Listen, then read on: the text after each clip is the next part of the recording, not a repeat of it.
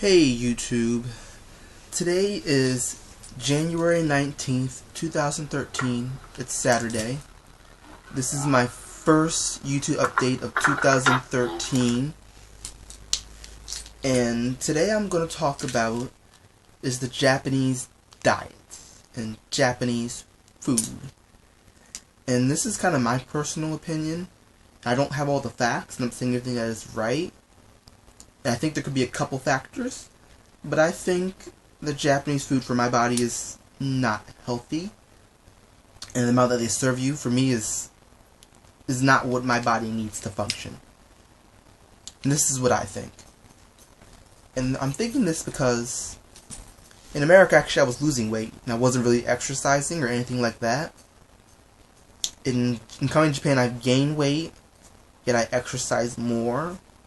I walk more. I'm more active and more walking and all kinds of things. In America, I do a lot less, and I have less fried food in Japan, and less greasy foods in Japan. So I'm trying to figure out, where is all this me gaining weight coming from? And I think this could be three things. I think the culture shock. They say culture shock can do a lot of things, including depression, which can cause weight loss or weight gain. So it wouldn't surprise me if the culture shock is causing me to gain weight. And two, I do drink more alcohol that could cause me to gain weight. But I also think it's due to the Japanese diet, because I eat a lot of white rice. I know the white rice is really high in calories and carbs, and it has more protein than what I normally eat back home. I guess in Japan, for me in America, I eat a lot of wheat bread. And the equivalent here would be rice. And so I would say Japanese rice has more carbs, more calories, and more protein than wheat bread. But I noticed that the carbs and the calories kind of offset the more protein I get from the rice. I noticed that they don't really give you as much meat and seafood as well. To me, meat and seafood are pretty much the same thing. It lives, it breathes, it poops. It's a meat. It's the same thing to me. One has less, one has more of the other, and all kinds of things. It's all meat to me.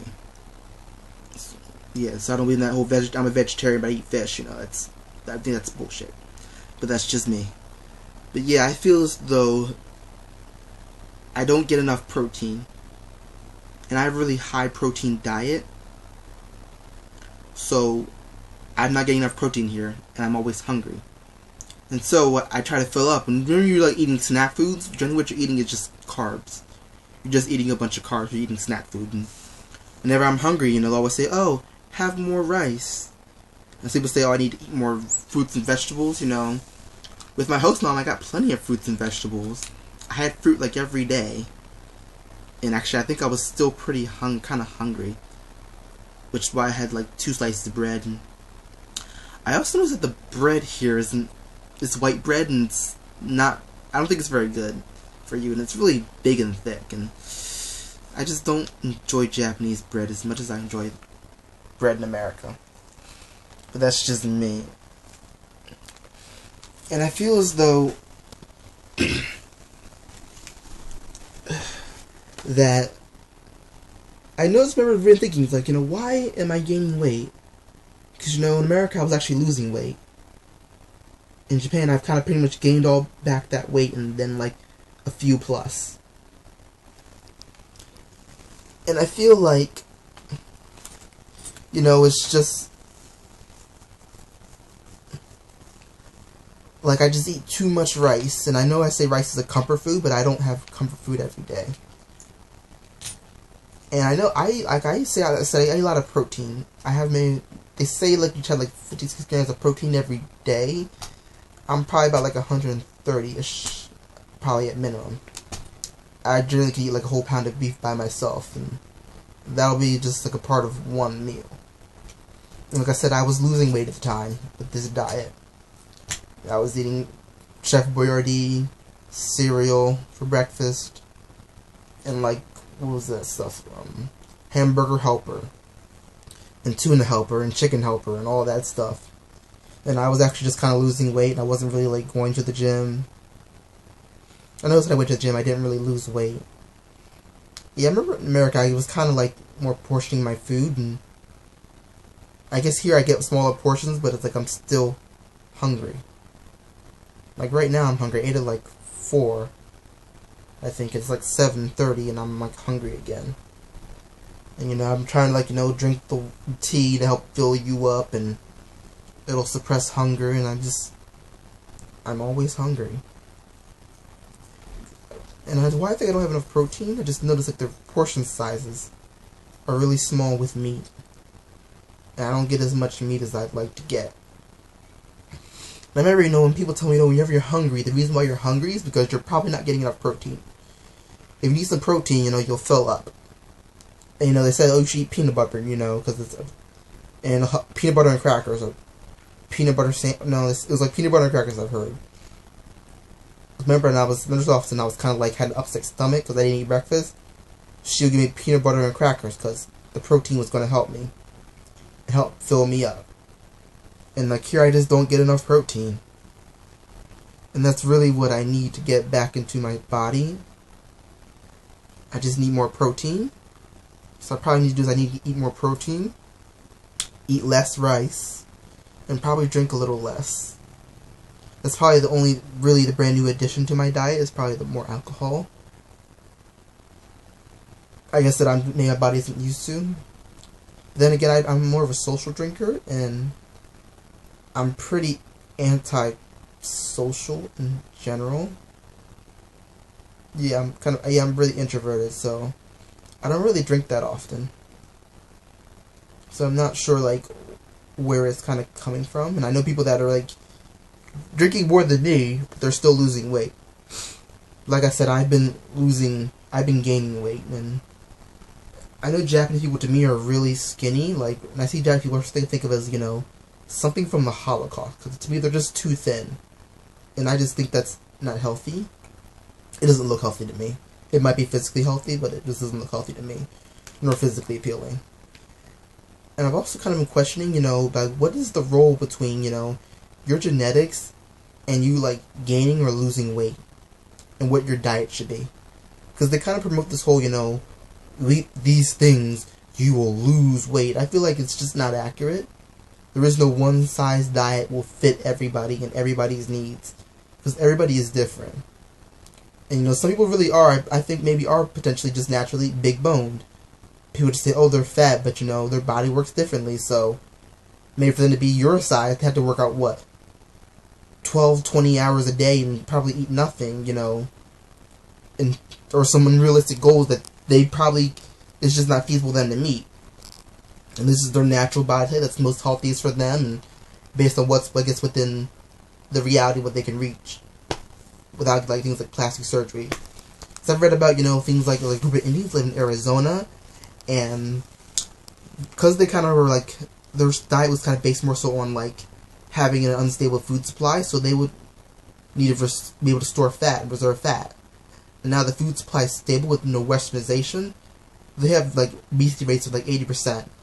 I forget the group. It might be the Pima Indians. I'm not sure, but I think that's what I read. I'm not exactly 100% sure, but that's what I've read.